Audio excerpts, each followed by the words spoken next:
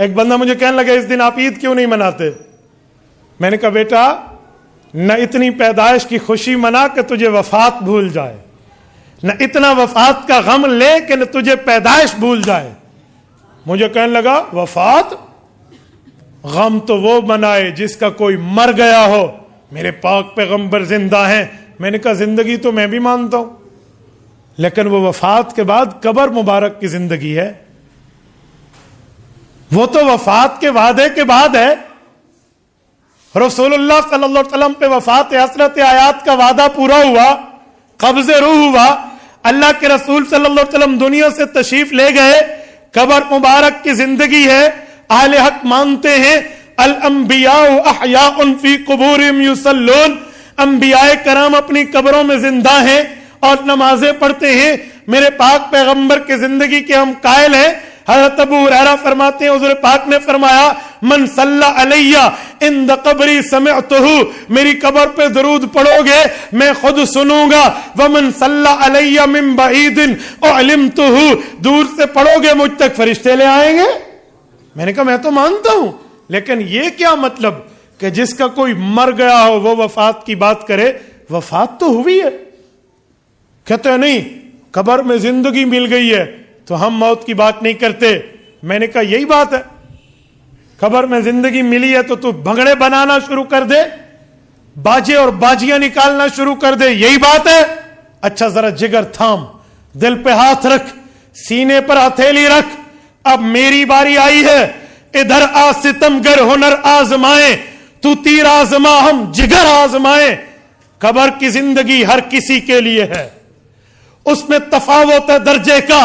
میرے پاک پیغمبر کی زندگی انبیاء سے، اولیاء سے، اتقیاء سے، اصفیاء سے، فقہاء سے، دنیا کے تمام لوگوں سے بڑھ کے ہے۔ اس کے بعد انبیاء کی ہے، پھر صحابہ کی ہے، پھر شہداء کی ہے، پھر عام بندے کی ہے۔ زندگی قبر میں ہر بندے کو ملتی ہے، کسی کو ملتی ہے صرف عام حالات میں گناہ گار ہے، عذاب سہے گا، نیکوکار ہے، راحتیں ملیں گی، وہ شہید ہے، بدن کو مٹی نہیں کھائے گی، وہ صحابی اور نبی ہے، بدن محفوظ ہے، نبی قبر میں نماز پڑھتے ہیں، رتبہ بڑھتا جائے گا، حیات کا درجہ بڑھتا جائے گا، مرتبہ بڑھتا جائے گا، زندگی کے درجات بڑھتے جائیں گے۔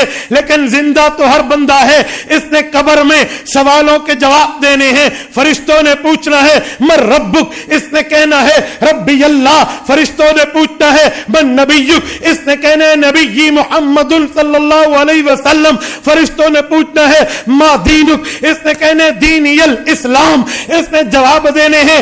زندہ تو ہر ہے، اگر تو کہتا ہے قبر میں جا کر پیغمبر زندہ ہے، ہم وفات کے غم کی بات نہیں کرتے، پھر ہمت کر، جرات کر، طاقت دکھا، سکت دکھا، قوت کو ظاہر کر۔ جب تیرے ابو فوت ہو جائیں اور امی کا جنازہ اٹھے، یہ بھی قبر میں سوالات و جوابات کے لیے زندہ ہوں گے۔ تو ڈھول بجانا، زندہ ہوں گے، تو باجے بجانا، زندہ ہوں گے، تو بھنگڑے ڈالنا، زندہ ہوں گے، تو چراغاں کرنا، زندہ ہوں گے، تو جھنڈیاں لگانا، کہنا غم تو وہ منائے جس کا کوئی مر گیا ہو، اور قبر میں زندگی مل جاتی ہے، کرے گا تو؟ کہتے جی نہیں۔ میں نے کہا کیوں؟ کیا رسول اللہ صلی اللہ علیہ وسلم کی وفات حسرت آیات کو تو یوں مٹا دے گا؟ عجیب بات ہے۔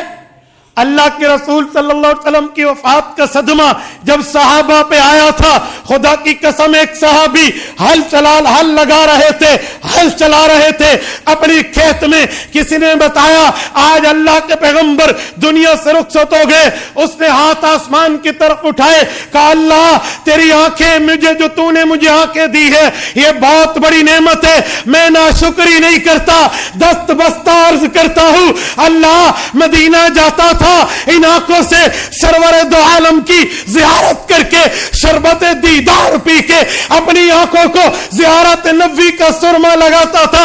اب حضور نہیں رہے، اللہ میری آنکھیں اٹھا لے، کہاں جاؤ گے؟ رسول اقدس صلی اللہ علیہ وسلم کا دراز گوشت تھا جس پہ حضور سواری فرماتے تھے، یہ عفور اس کا نام ہے، یہ ایک حیوان ہے، اس پر اللہ کے رسول سواری فرماتے۔ جب وفات ہوئی اللہ کے رسول کی، اس نے جان دے دی کنویں میں گر کے۔ یار بات کرتے ہو، حضرت سیدنا عثمان غنی رضی اللہ تعالی عنہ گزرے, حضرت عمر گزرے, حضرت عثمان بیٹھے تھے, انہوں نے سلام کیا. حضرت عثمان غنی کو وفات کے غم میں مشغول ہونے پر پتہ نہ چلا. حضرت ابوبکر صدیق کو کچھ دنوں بعد حضرت عمر نے شکایت لگائی, میں نے سلام کیا, مجھے عثمان نے سلام کا جواب نہیں دیا, وجہ کیا ہے, مجھے جواب نہیں ملا. حضرت عثمان کو بلایا گیا اور پوچھا گیا, انہوں نے کہا جی مجھے تو نہیں پتا, میرے تو سامنے نہیں ہوا. حضرت عمر نے کہا میں نے خود سلام کیا.